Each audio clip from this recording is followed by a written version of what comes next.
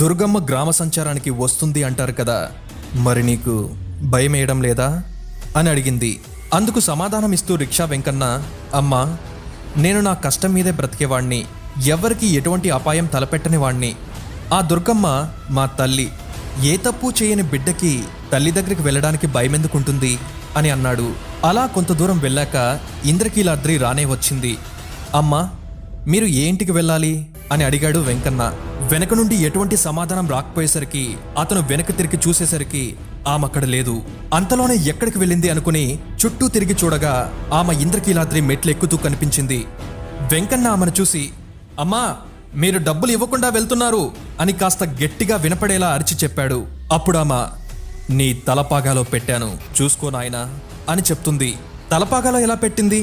నాకు ఎటువంటి స్పర్శ కూడా లేదే అని రిక్షా వెంకన్న తలపాగా విప్పి చూశాడు. అందులో 10 రూపాయల నోటు, ఒక